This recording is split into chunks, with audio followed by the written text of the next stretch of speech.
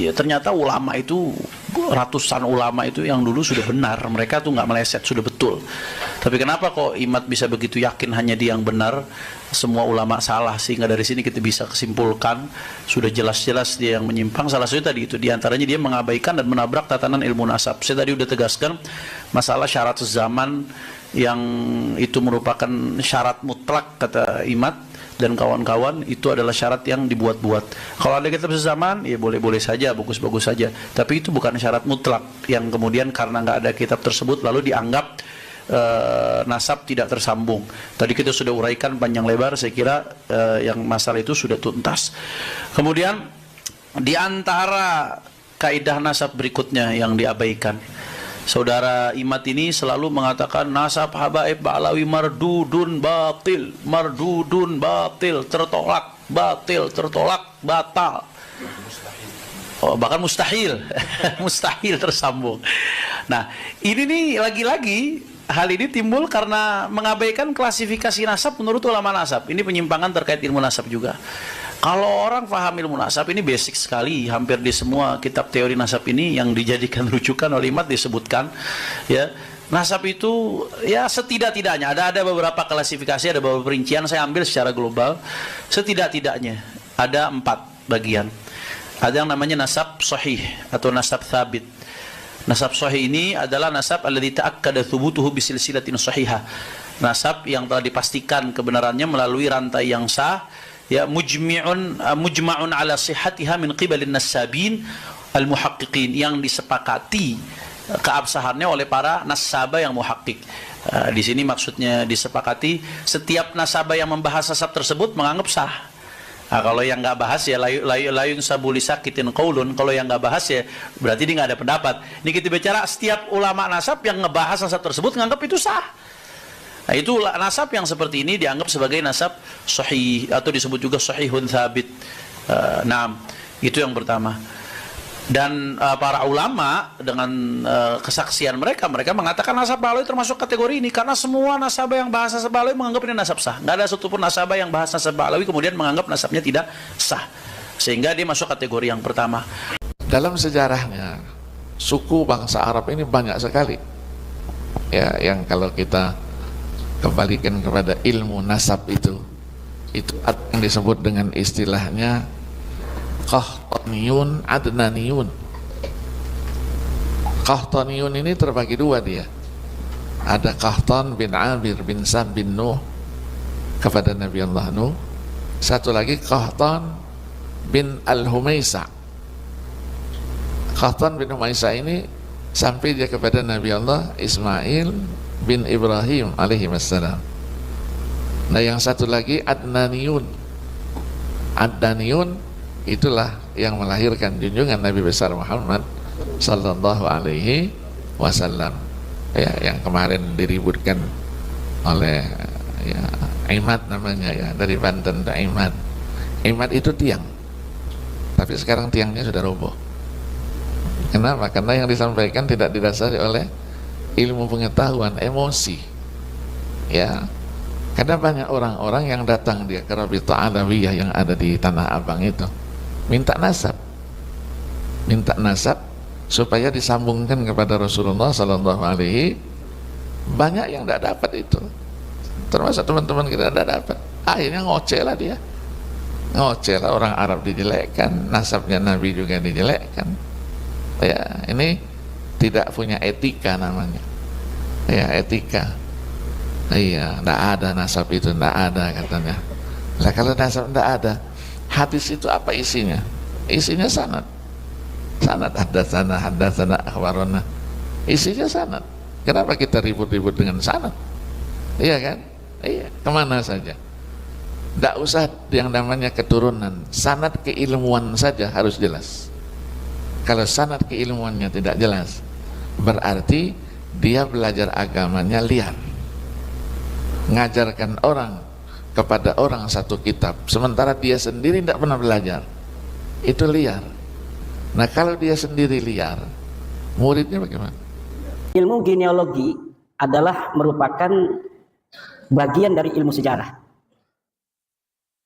Bahkan bisa dikatakan ilmu nasab atau ilmu genealogi merupakan ilmu bantu sejarah.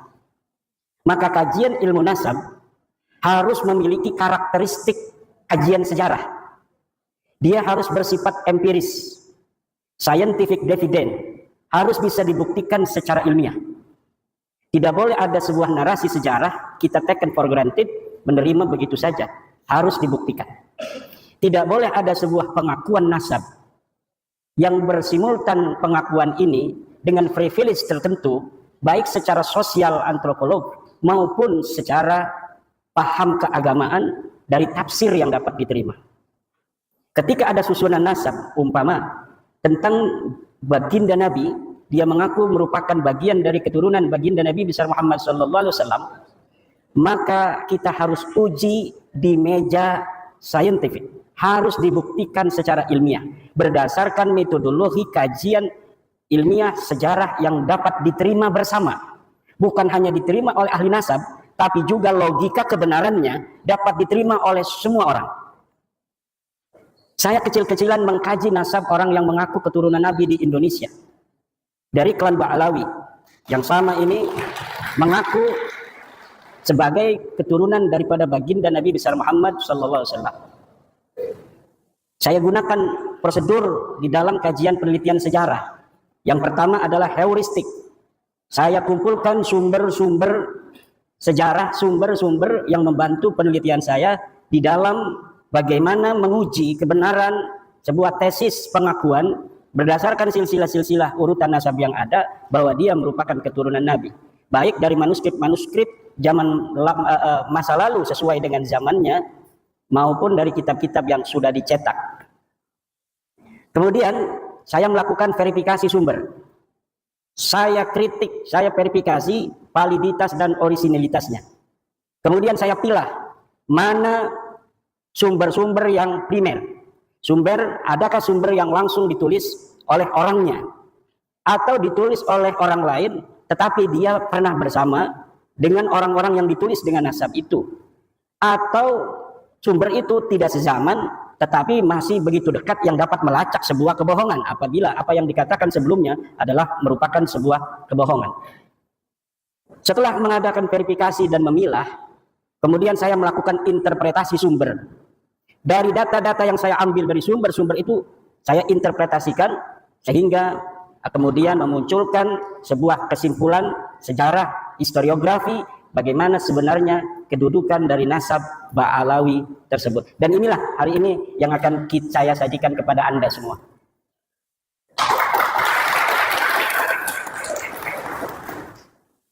Kaum Ba'alawi yang kita kenal di Indonesia dengan istilah Habib mengaku sebagai keturunan Nabi Muhammad SAW melalui jalur Ahmad bin Isa bin Muhammad An-Naqib bin Ali Al-Uraidi bin Ja'far Shadiq bin Muhammad Al-Baghir bin Ali Zainal Abidin bin Husain bin Fatimah Zahra bin Kanjeng Nabi besar Muhammad SAW. Ahmad bin Isa, ini titik poinnya. Dari sini yang diakui. Ahmad bin Isa ini wafat 345 Hijriah. Telah terkonfirmasi sebagai keturunan Nabi Muhammad SAW melalui pelacakan kitab Tahdhibul Ansab karya Al-Ubaidili yang wafat tahun 435 Hijriah. Sosok Ahmad bin Isa ini lulus tes uji petik dari kitab nasab. Kemudian, menurut keluarga Ba'alawi, Habib-Habib yang ada di Indonesia, Ahmad bin Isa mempunyai anak bernama Ubaidillah. Kemudian Ubaidillah ini mempunyai anak bernama Alwi. Alwi inilah yang menurut keluarga Ba'alawi adalah leluhur mereka. Alawi bin Ubaidillah bin Ahmad bin Isa bin Muhammad An-Naqib bin Ali Al-Uraidi bin Ja'far Shadiq Muhammad Al-Baghir bin Ali Zainal Abidin bin Husain bin Fatimah bin Nabi besar Muhammad SAW. Ini nasab mereka dan kita bisa lihat dari tokoh-tokoh mereka yang senang majang-majang nasab di media sosial. Semuanya akan bermuara kepada seseorang yang bernama Alwi yang disebut sebagai anak Ubaidillah. Ubaidillah ini adalah katanya anak Ahmad bin Isa. Ahmad bin Isa telah sahih sebagai keturunan Nabi. Selesai atau lulus uji petik dari kitab-kitab yang ada pada zamannya yang primer atau yang sekunder. Tetapi apakah betul seorang yang bernama Ahmad bin Isa ini mempunyai anak bernama Ubaidillah? Namun nasab ini tertolak. Saya senang kalau menulis bikin kesimpulan dulu, biar orang itu tidak mengira-ngira. Karena urutan nasab seperti ini baru muncul dalam kitab keluarga Ba'alawi setelah 550 tahun pasca wafatnya Ahmad bin Isa. Tadi kita kenal wafatnya 345. Sedangkan kitab-kitab nasab yang paling dekat dengan masa hidupnya Ahmad bin Isa, yaitu kitab nasab yang ditulis di abad ke-5, tidak menyebutkan bahwa Ahmad bin Isa mempunyai anak bernama Ubaidillah. Mulai dari kitab abad ke-5, ke-6, ke-7, ke-8, tidak menyebutkan Ahmad bin Isa mempunyai seorang anak yang namanya Ubaid atau Ubaidillah. Kitab abad ke-5, Muntaqilat Talibiyah, karya Abu Ismail Tabatabai yang wafat tahun 400 Hijriah menyebutkan bahwa sebagian anak Ahmad bin Isa adalah Muhammad yang tinggal di Roy, tidak ada Ubaid. Kitab abad ke-5, Tahdhibul Ansab, karya Al-Ubaidili yang wafat tahun 435 menyebutkan pula bahwa sebagian anak Ahmad bin Isa adalah Muhammad. Kitab abad ke-5, Al-Mazdi, karangan Al-Umari, wafat 490 menyebut pula bahwa sebagian anak Ahmad bin Isa adalah Muhammad. Kitab abad ke-5 sepakat tidak menyebutkan bahwa Ubaidillah sebagai anak Ahmad bin Isa. Namun masih ada kesempatan. Kitab-kitab abad ke-5 tersebut masih membuka masuknya nama lain dari anak-anak Ahmad bin Isa karena kalimat yang dipakai adalah kalimat yang tidak menunjukkan makna terbatas atau hasr. Menggunakan kalimat sebagian dari anaknya adalah Muhammad. Kitab abad yang dapat terlacak ada dan sudah dicetak abad ke-5, 3 ini sepakat bahwa tidak ada anak Ahmad bin Isa bernama Ubaidillah. Next. Kitab abad ke-6, As-Sajarah Al-Mubarakah yang ditulis tahun 597 Hijriah, karya dari Imam Fakhrul Razi yang wafat 606 Hijriah menyebutkan bahwa keturunan Ahmad bin Isa hanyalah dari 3 putranya, yaitu Muhammad, Ali, dan Husain. Ini sudah hasr. Imam Al-Fakhrul Razi ketika menyatakan anak Ahmad hanya 3 menggunakan jumlah ismiyah, fa'aqibuhu min salasati banin. Menurut ulama nasab, apabila kitab nasab menggunakan terma jumlah ismiyah, ini menunjukkan makna hasr atau terbatas. Berbeda ketika ulama nasab menggunakan jumlah fi'liyah, semisal fa'aqaba min salasati banin, ini masih memungkinkan ada nama lain selain 3. Tapi ketika terma kalimat menggunakan jumlah ismiyah seperti As-Sajarah Mubarakah seperti itu, maka berarti yang bisa direkam secara meyakinkan oleh Imam Al-Fakhrul Razi berdasarkan ilmunya adalah bahwa anak Ahmad bin Isa hanya 3, yaitu Muhammad, Ali, dan Husain. Tidak ada Ubaid. Begitu pula lafaz salah satu banin merupakan isim adad bilangan. Menurut ahli usul fikih, lafaz adad merupakan salah satu lafaz khusus. Jika dikatakan fakafaratuhu it'amu asyarati masakin, maka maksudnya adalah 10 orang miskin, tidak kurang tidak lebih. Maka ketika di abad ke-9, 550 tahun setelah wafatnya Ahmad bin Isa, dikatakan bahwa Ahmad mempunyai anak bernama Ubaidillah, maka nama itu tertolak. Lalu dari mana Imam Fakhrul Razi mengetahui 3 ini? Tanpa adanya referensi yang disebutkan dalam kitab As-Sajarah Mubarakah, inilah yang dikritisi oleh Rumel Abbas misalnya dan yang lain sebagainya. Imam Fakhrul Razi, saudara, ketika menyebut anak Ahmad bin Isa hanya terbatas pada 3 saja, ini sangat bisa dipercaya. Kenapa? Karena ia tinggal di kota Roy di Iran. Sedangkan di Roy banyak anak keturunan Ahmad bin Isa dari jalur Muhammad bin Ahmad bin Isa. Kitab abad ke-7. Nih, tadi abad ke-6 sudah dihasar bahwa anaknya cuma 3. Sekarang bagaimana reportase dari kitab-kitab yang ada yang sampai kepada kita dari abad ke-7, ke-8, dan ke-9 awal. Kitab abad ke-7 Al-Fakhri, karangan Imam Al-Marwazi yang wafat 614 Hijriah, juga tidak menyebut nama Ubaidillah sebagai anak Ahmad bin Isa. Ia hanya menyebutkan bahwa sebagian anak Ahmad bin Isa adalah Muhammad. Kitab abad ke-8 Al-Asili, karya At-Taqtaqi yang wafat 709 Hijriah menyatakan bahwa sebagian anak Ahmad bin Isa adalah Muhammad. Kitab abad ke-8 As-Sabatul Musan, karya Ibnu Al-Araj Al-Husaini yang wafat 787 Hijriah menyatakan bahwa sebagian anak Ahmad bin Isa adalah Muhammad. Kitab abad ke-9 Umdatul Talib, karya Ibnu Inabah yang wafat tahun 828 Hijriah menyatakan bahwa sebagian anak Ahmad bin Isa adalah Muhammad. Maka ada 8 kitab nasab yang sudah saya sebutkan yang membentang mulai dari abad ke-5, ke-6, ke-7, ke-8, dan ke-9 awal sepakat bahwa Ahmad bin Isa tidak mempunyai anak bernama Ubaidillah, dan di abad ke-6 sudah dihasar bahwa anak Ahmad bin Isa hanya 3. Maka masuknya nama Ubaidillah sebagai anak Ahmad bin Isa tidak bisa dianggap sah. Next. Kapan muncul nama Ubaidillah sebagai anak Ahmad bin Isa? Ubaidillah muncul sebagai anak Ahmad bin Isa pada abad 9 Hijriah. Dimunculkan oleh Habib Ali bin Abu Bakar As-Sakran yang wafat 895 Hijriah dalam kitabnya Al-Burqa Al-Musiqah dengan menghusnuzoni. Ini bahasa saya. Kalau bahasa Tengku ini nggak boleh katanya husnuzon itu. Nama Abdullah yang ada pada As-Suluk sebagai Ubaidillah. Ceritanya ada kitab sejarah yang menyebutkan sebuah silsilah dari seorang ahli hadis yang bernama Ali, Abu Hasan Ali bin Muhammad terus binnya kemudian dia bin Abdullah bin Ahmad bin Isa. Lalu kata keluarga Habaib ini, oh saya punya leluhur namanya Ubaid, mungkin Ubaid ini adalah Abdullah. Maka kemudian diurutlah nasabnya dengan menghusnudzoni nama leluhurnya Ubaid ini sebenarnya namanya adalah Abdullah, yang kemudian ditasgir menjadi Ubaidullah. Lanjut, ini ada keterangannya. Di tahun 732 sudah ada orang yang dicatat kitab As-Suluk sebagai anak Ahmad bin Isa, selain dari 3 anaknya yang disebut dalam As-Sajalah Mubarakah. Namanya Ali, dari keluarga Bajadid Abu Alwi. Katanya ia keturunan Ahmad bin Isa dari anaknya yang bernama Abdullah. Nama lengkapnya Abu Hasan Ali bin Muhammad bin Ahmad bin Jadid bin Ali bin Muhammad bin Jadid bin Abdullah bin Ahmad bin Isa. Nama Abdullah inilah yang dihusnudzoni oleh Ali As-Sakran sebagai Ubaid, di mana leluhurnya dulu bernama Ubaid. Lalu ia memahami bahwa Ubaid ini sebenarnya Ubaidillah dan Ubaidillah ini sebenarnya adalah Abdullah yang ditulis di kitab As-Suluk. Sejak itulah keluarga As-Sakran menulis silsilah leluhurnya sebagai Ba'alwi. Lalu apakah ini aman? Kita lihat. Sayangnya silsilah Ba'alwi Bajadid juga sebenarnya bermasalah karena ternyata kitab As-Suluk ada 3 manuskrip riwayat yang berbeda.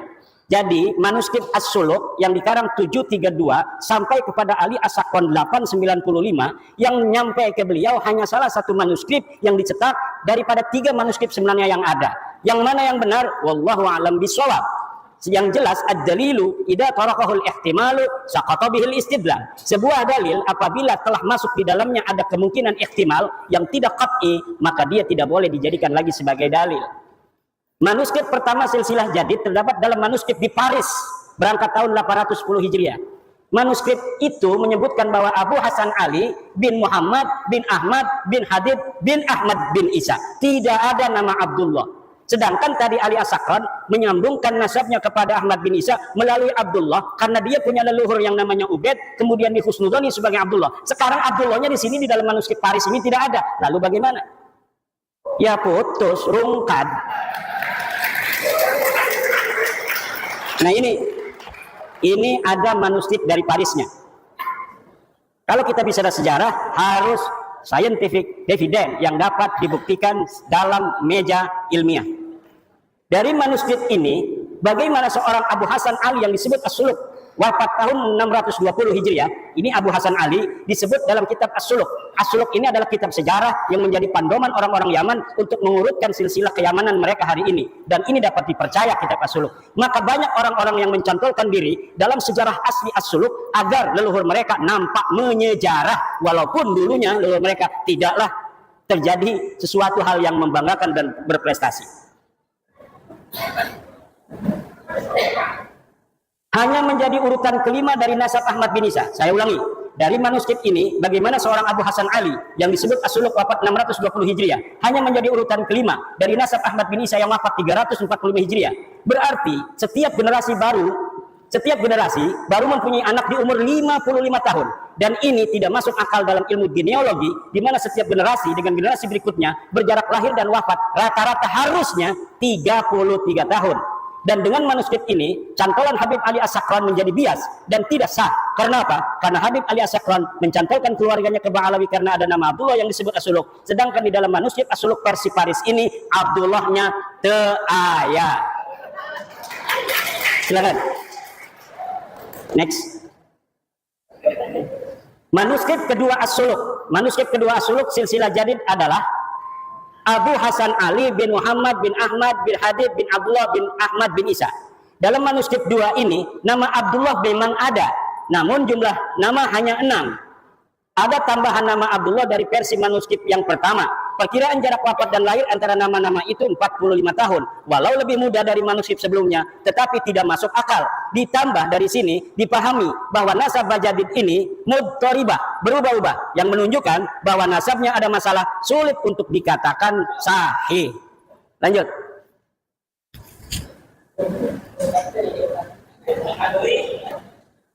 Manuskrip 3 As-Suluk. Manuskrip 3 As-Suluk silsilah Hadid adalah atau Jadid Abu Hasan Ali bin Muhammad bin Ahmad bin Hadid bin Ali Muhammad bin Hadid bin Abdullah bin Ahmad bin Isa. Silsilah inilah yang dicetak dan ditahqiq oleh Al-Aqwa tanpa menyebutkan dari versi manuskrip manakah silsilah ini diambil. Bisa jadi silsilah semacam ini tidak ada dalam manuskrip manapun. Ia mentahqiqnya dan menambahinya berdasar pengetahuannya dari literasi Ba'alawi saat ini. Jika manuskrip pertama yang sahih, maka pencantolan Habib Ali As-Sakran gagal total. Karena nasab Ba'alawi saat ini adalah furu' dari usul nasab Bajadid. Ketika usulnya batal, maka furu'nya juga batal. Ini penting dan belum diungkapkan siapapun. Keluarga As-Sakran bukan Ba'alawi. Nampaknya kitab As-Suluk karya Imam Al-Janadi wafat 732 Hijriah adalah kitab sejarah yang menjadi pegangan latar belakang konstruksi nasab Ba'alawi dan sejarahnya. Nasab dan sejarah Ba'alawi yang ahistoris disusun sedemikian rupa menggunakan latar belakang sejarah yang terdapat dalam kitab As-Suluk. Penulis yakin secara ilmiah bahwa keluarga As-Sakran sebelumnya tidak dikenal dengan nama Ba'alawi. Nama Ba'alawi keluarga As-Sakran itu dikenal setelah kitab Al-Burqah dan kitab Al-Jauharus Safaq ditulis, yaitu milik Habib Abu Bakar As-Sakran dan Imam Al-Khatib. Seperti film fiksi sejarah Arya Kamandanu yang skenario-nya ditulis berlatar belakang sejarah Majapahit. Ada orang namanya Ba'alawi dulu, ada silsilahnya ditulis dalam kitab sejarah. Lalu orang yang abad 9 mengatakan, itu leluhur saya. Itu. Sejak itulah dia menggunakan nama yang ada dalam kitab itu untuk keluarga dia dan keturunannya. Next. Ini versi ilmiah ya. Interpretasi dari sumber-sumber yang kita dapatkan. Perhatikan kitab An-Nabhah Al-Ambariyah. Ini kitabnya. Setiap saya ngomong kitab saya tidak sebutkan, tetapi ada foto dari kitab dan halamannya. Perhatikan kitab An-Nabhah Al-Ambariyah karya Muhammad Kadzim bin Abil Futuh wafat 880 Hijriah. Dalam kitab itu di halaman 53 disebutkan bahwa Banu Abi Alwi adalah Abu Alwi bin Abil Jadid bin Ali bin Muhammad bin Ahmad bin Jadid. Dalam kitab itu, ulama yang hidup di abad 9 dan tinggal di Yaman sama sekali tidak menyebut nama-nama keluarga Ali As-Sakran yang ada pada masa itu atau sebelumnya. Seperti Faqih Muqaddam Muhammad Sohaib Mirbad sebagai Ba'alawi. Ia hanya menyebut keluarga Jadid. Padahal pengarang kitab An-Nabhah Al-Ambariyah ini hidup semasa dengan Ali As-Sakran. Kalau pada masa itu dan sebelumnya keluarga Habib Ali As-Sakran dikenal sebagai Ba'alawi, tentunya Muhammad Kadzim akan menulis contoh-contoh Ba'alawi selain dari Jadid disebutkan, yaitu dari keluarga-keluarga Faqih Muqaddam dan sebagainya. Ini membuktikan bahwa keluarga Ba'alawi yang terkenal itu hanyalah dari keluarga Jadid. Keluarga Ali As-Sakran dan leluhurnya sebelumnya bukan keluarga Ba'alawi. Jika keluarga As-Sakran dikenal dengan nama Ba'alawi, tentu Abil Futuh yang hidup sejaman dengan As-Sakran akan menyebut minimal satu nama yang mengindikasikan bahwa keluarga As-Sakran adalah bagian dari Ba'alawi. Perhatikan kitab An-Nabhah Al-Ambariyah halaman 53, di sini nggak kelihatan, silahkan di Google saja. Next. As-Sakran hanya bisa menyebut dua nama keluarga Jadid. Habib Ali As-Sakran yang mengatakan bahwa Jadid yang ada dalam kitab sejarah itu As-Suluk adalah saudara dari Alwi, leluhur dia. Hanya bisa menyebutkan dua nama keluarga Jadid. Dua nama itu persis sama dengan yang disebut kitab As-Suluk, yaitu Abu Hasan Ali dan Abdul Malik yang berketurunan di India. Jika Jadid adalah betul-betul saudara Alwi, leluhurnya yang ditulis, dan ini pun saya yakin tidak ada orangnya, tentu akan banyak nama-nama selain keduanya yang diketahui Ali As-Sakran. Tapi mengapa As-Sakran seperti orang asing di keluarga Bajadid hanya mengetahui dua nama dari keluarga Bajadid yang diketahui dari kitab As-Suluk, yang bukan hanya diketahui oleh dia, kita juga mengetahui bahwa keluarga Jadid mempunyai dua nama yang tertulis dalam sejarah, yaitu Abu Hasan Ali dan Abdul Malik. Apa bedanya saya dengan dia? Sama-sama mempunyai dua nama saja, padahal dia mengaku sebagai keluarga besarnya. Silakan. Makam Ahmad bin Isa ditemukan setelah 602 tahun. Ahmad bin Isa yang wafat tahun 345 Hijriah, makamnya hari ini berada di Husaisah. Lalu apakah makam itu sudah dikenal sejak tahun wafatnya itu, yaitu 345? Al-Janadi 732 Hijriah tidak merekam adanya makam Ahmad bin Isa, padahal ia sejarawan yang rajin mencatat nama-nama makam yang diziarahi dan dianggap berkah. Artinya, pada tahun 732 Hijriah itu, makam Ahmad bin Isa belum dikenal seperti saat ini. Telah berjarak 387 tahun sejak wafatnya, makam Ahmad bin Isa belum dikenal orang. Ini dalam reportase As-Suluk yang rajin jarah-jarahin makam, tetapi dia mencatat nama makam-makam lain, tidak mencatat nama Ahmad bin Isa yang katanya sudah wafat 345 Hijriah di Yaman. Ini orang Yaman Al-Janadi. Syekh Ahmad bin Hasan Muallim menyatakan Tidak ada dalam sejarah Yaman makam diagungkan yang di atasnya ada mashhad dan masjid sampai separuh abad 5, kecuali yang disebut sebagai Masjid Syahidain di San'a, Al-Quburiyah fil Yaman 176. Lalu kapan berita bahwa Ahmad bin Isa ini dimakamkan di Husaisah?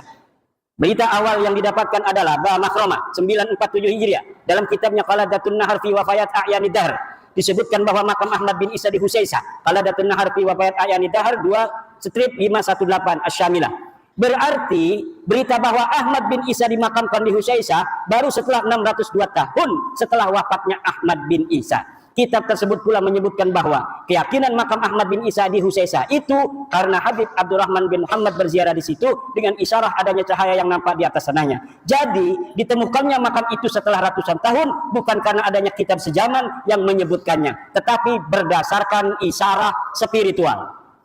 Diceritakan di situ bagaimana cara menemukannya, yaitu dengan meminta doa kemudian melihat cahaya. Ada cahaya di situ maka ditetapkanlah makamnya di situ. Dan sekarang banyak terjadi seperti itu, makam-makam baru yang dulunya kita tidak mengetahui pernah ada makam di situ, kemudian sekarang ada makam. Ini masih mending, tidak merampok siapa-siapa, dia hanya berbohong. Makamnya sudah ada namanya, kemudian namanya dibelokin kemana-mana, tidak sesuai dengan tradisi riwayat dari keluarganya sendiri.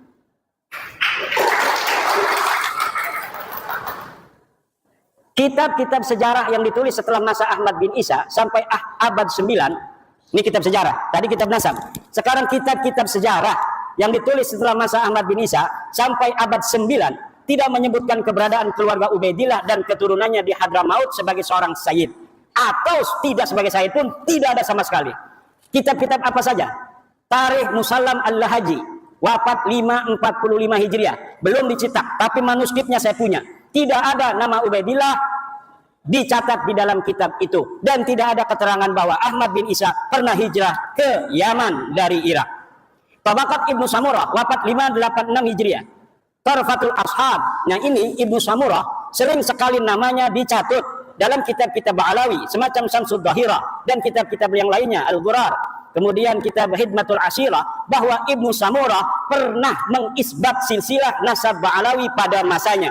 Tetapi ketika kitabnya yang bernama Tabaqatul Fuqaha saya cari dari awal sampai akhir, tidak ada satupun Ibnu Samurah menyatakan bahwa dia mengisbat nama keluarga Ba'alawi sebagai sayyid, apalagi mengisbat menyebut nama dari satu keluarga Ba'alawi pun tidak ada.